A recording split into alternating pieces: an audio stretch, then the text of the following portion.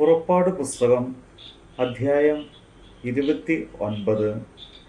അവർ എനിക്ക് പുരോഹിത ശുശ്രൂഷ ചെയ്യുവാൻ അവരെ ശുദ്ധീകരിക്കേണ്ടതിന് നീ അവർക്ക് ചെയ്യേണ്ടത് എന്തെന്നാൽ, ഒരു കാളക്കിടാവിനെയും ഊനമില്ലാത്ത 2 ആട്ടുകൊറ്റനെയും പുളിപ്പില്ലാത്ത അപ്പവും എണ്ണ ചേർത്ത പുളിപ്പില്ലാത്ത ദോശകളും എണ്ണ പുരട്ടിയ പുളിപ്പില്ലാത്ത വടകളും എടുക്കണം.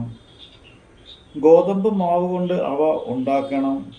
അവ ഒരു കുട്ടയിൽ വെച്ച് കാളയോടും 2 ആട്ടുകൊറ്റനോടും കൂടെ കുട്ടയിൽ കൊണ്ടുവരണം.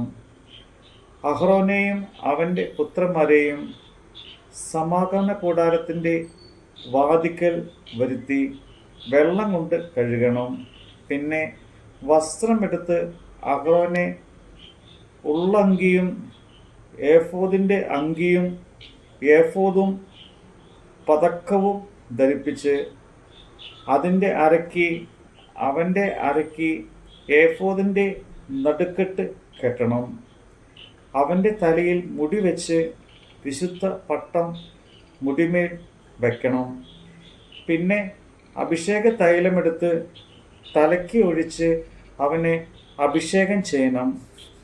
അവൻ്റെ പുത്രന്മാരെയും കൊണ്ടുവന്ന് അങ്കി ധരിപ്പിക്കണം. അഹ്റോൻ്റെയും പുത്രന്മാരുടെയും അരയ്ക്ക് നടുക്കെട്ട് കെട്ടി അവർക്ക് തലപ്പാവ് വെക്കണം. പൗരോഹിത്യം അവർക്കും നിത്യ അവകാശമായിരിക്കണം.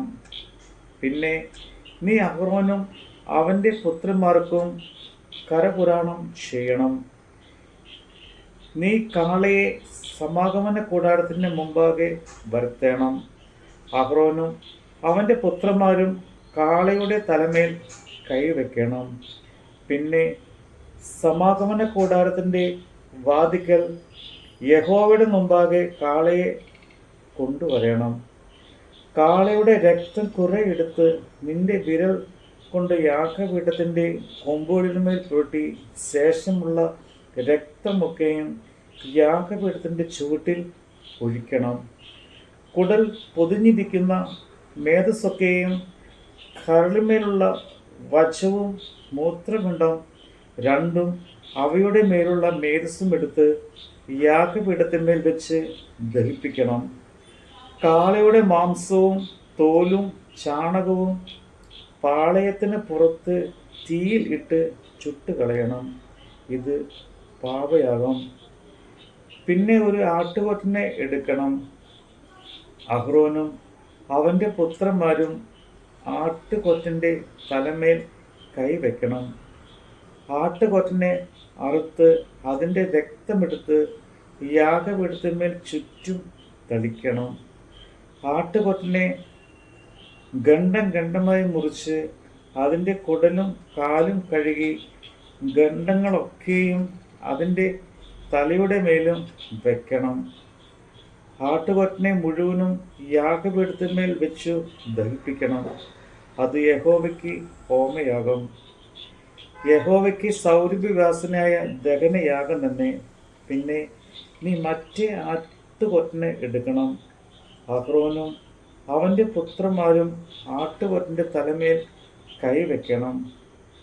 ആട്ടുകൊറ്റനെ അറുത്ത് അതിൻ്റെ രക്തം കുറെ എടുത്ത് അഹ്റോൻ്റെ വലത്തെ കാതിലും അവൻ്റെ പുത്രന്മാരുടെ വലത്തെ കാതിലും അവരുടെ വലത്തെ കൈയുടെ പെരുവിരലിലും വലത്തെ കാലിൻ്റെ പെരുവിരലിലും പുരട്ടി രക്തം യാഗപീഠത്തിൻ്റെ ചുറ്റും തളിക്കണം. പിന്നെ നീ യാഗപീഠത്തിന്മേലുള്ള രക്തവും അഭിഷേക തൈലവും കുറേശ്ശെ എടുത്ത് അഹ്റോൻ്റെ മേലും അവൻ്റെ വസ്ത്രത്തിന്മേലും അവൻ്റെ പുത്രന്മാരുടെ മേലും അവരുടെ വസ്ത്രത്തിന്മേലും തളിക്കണം. ഇങ്ങനെ അവനും അവൻ്റെ വസ്ത്രവും അവൻ്റെ പുത്രന്മാരും അവരുടെ വസ്ത്രവും ശുദ്ധീകരിക്കപ്പെടും.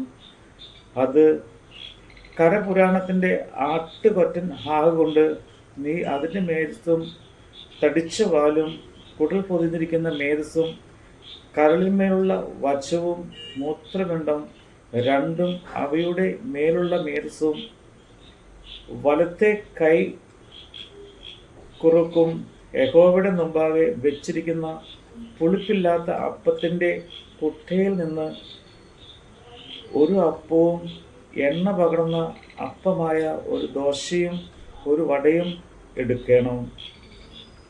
അതൊക്കെയും അഹറോന്റെ കയ്യിലും അവൻ്റെ പുത്രന്മാരുടെ കയ്യിലും വെച്ച് യഹോവയുടെ സന്നിധിയിൽ നിരാജന അർപ്പണമായ നിരാജനം ചെയ്യണം. പിന്നെ അവരുടെ കയ്യിൽ നിന്ന് അവ വാങ്ങി യാഗപീഠത്തിന്മേൽ മഹായാഗത്തിനും മീതെ യഹോവയുടെ സന്നിധിയിൽ സൗരഭ്യവാസനയായി ദഹിപ്പിക്കണം. ഇത് യഹോവയ്ക്ക് ദഹനയാഗം. പിന്നെ അഹറോന്റെ കരപുരാണത്തിനുള്ള ആട്ടുകൊറ്റനെ നെഞ്ചെടുത്ത് യഹോവയുടെ സന്നിധിയിൽ നിരാഞ്ജന അർപ്പണമായി നിരാജനം ചെയ്യണം. അത് നിന്റെ ഓഹരിയായിരിക്കും. അഹറോന്റെയും അവൻ്റെ പുത്രന്മാരുടെയും കരപുരാണത്തിനുള്ള ആട്ടുകൊറ്റൻ്റെ നിരാജനവും ഉദർച്ചനുമായി നിരാജന അർപ്പണമായ നെഞ്ചും ഉദർച്ചാർപ്പണമായ കൈക്കുറയ്ക്കും നീ ശുദ്ധീകരിക്കണം. ഇത് ഉദർച്ചാർപ്പണമാകൊണ്ട് ഇസ്രായേൽ മക്കളുടെ പക്കൽ നിന്ന് നിത്യ അവകാശമായിട്ട് അഹ്റോനും അവൻ്റെ പുത്രന്മാർക്കും ഉള്ളതായിരിക്കണം. അത് ഇസ്രായേൽ മക്കൾ അർപ്പിക്കുന്ന സമാഗമന യാഗത്തിൻ്റെ ഉദർച്ചാർപ്പണത്തിന് യഹോവയ്ക്കുള്ള ഉദർച്ചാർപ്പണം തന്നെ ആയിരിക്കണം. അഹ്റോന്റെ വിശുദ്ധ വസ്ത്രം അവൻ്റെ ശേഷം അവൻ്റെ പുത്രന്മാർക്കുള്ളതാകണം. അത് ധരിച്ച് അവർ അഭിഷേകവും കരപുരാണവും പ്രാപിക്കണം. അവൻ്റെ പുത്രന്മാരിൽ അവന് പകരം പുരോഹിതനായി വിശുദ്ധ മന്ദിരത്തിലെ ശുശ്രൂഷ ചെയ്യുവാൻ സമാഗമന കൂടാരത്തിൽ കടക്കുന്നവർ 7 ദിവസം അത് ധരിക്കണം. കരപുരാണത്തിൻ്റെ ആട്ടുകൊറ്റനെ എടുത്ത് അതിൻ്റെ മാംസം വിശുദ്ധമായൊരു സ്ഥലത്ത് വെച്ച് പാകം ചെയ്യണം. ആട്ടുകൊറ്റൻ്റെ മാംസവും കുട്ടയിലുള്ള അപ്പവും അഹ്റോനും അവൻ്റെ പുത്രന്മാരും സമാഗമന കൂടാരത്തിൻ്റെ വാതിക്കൽ വെച്ച് തിന്നണം. അവരുടെ കരപുരാണത്തിനും വിശുദ്ധീകരണത്തിനും വേണ്ടി പ്രായശ്ചിത്തം കഴിക്കുന്ന വസ്തുക്കളെ അവർ തിന്നണം. അവ വിശുദ്ധമായിരിക്കയാൽ അന്യർ തിന്നരുത്. കരപുരാണ യാഗത്തിൻ്റെ മാംസത്തിനും അപ്പത്തിനും വല്ലതും പ്രഭാതകാലം വരെ ശേഷിച്ചിരുന്നാൽ ആ ശേഷിപ്പ് തീയിലിട്ട് ചുട്ടുകളയണം. അത് വിശുദ്ധമാകൊണ്ട് തിന്നരുത്. അങ്ങനെ ഞാൻ നിന്നോട് കൽപ്പിച്ചതുപോലെയൊക്കെയും നീ അഹ്റോനും അവൻ്റെ പുത്രന്മാർക്കും ചെയ്യണം. 7 ദിവസം അവർക്ക് കരപുരാണം ചെയ്യണം. പ്രായശ്ചിത്തത്തിനായി ദിവസേന ഓരോ കാളയെ പാപയാഗമായിട്ട് അർപ്പിക്കണം. യാഗപീഠത്തിനും പ്രായശ്ചിത്തം കഴിച്ച് പാപശുദ്ധി വരുത്തുകയും അതിനെ ശുദ്ധീകരിക്കേണ്ടതിന് അഭിഷേകം ചെയ്യുകയും വേണം. 7 ദിവസം നീ യാഗത്തിനായി പ്രായശ്ചിത്തം കഴിച്ച് അതിനെ ശുദ്ധീകരിക്കണം. യാഗപീഠം അതിവിശുദ്ധമായിരിക്കണം. യാഗപീഠത്തെ തൊടുന്നവനൊക്കെയും വിശുദ്ധനായിരിക്കണം. യാഗപീഠത്തിന്മേൽ അർപ്പിക്കേണ്ടത് എന്തെന്നാൽ ദിവസം തോറും നിരന്തരം 1 വയസ്സ് പ്രായമുള്ള 2 ആട്ടിൻകുട്ടി. ഒരു ആട്ടിൻകുട്ടിയെ രാവിലെ അർപ്പിക്കണം, മറ്റേ ആട്ടിൻകുട്ടിയെ വൈകുന്നേരത്ത് അർപ്പിക്കണം. ഇടിച്ചെടുത്ത കൽഹീൻ എണ്ണ പകർന്നിരിക്കുന്ന ഒരു ഇടങ്ങഴി നേരിയ മാവും പാനീയ യാഗമായി കൽഹീൻ വീഞ്ഞും ആട്ടിൻകുട്ടിയോട് കൂടെ അർപ്പിക്കണം.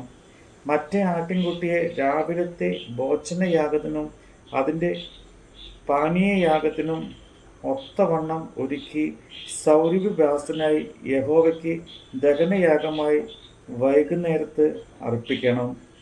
ഞാൻ നിന്നോട് സംസാരിക്കേണ്ടതിന് നിങ്ങൾക്ക് വെളിപ്പെടുവാനുള്ള സമാഗമന കൂടാരത്തിൻ്റെ വാതിക്കൽ വെച്ച് യഹോവയുടെ മുമ്പാകെ ഇത് നിങ്ങൾക്ക് തലമുറ തലമുറയായി നിരന്തരം ഹോമയാഗത്തിനായി ഇരിക്കണം.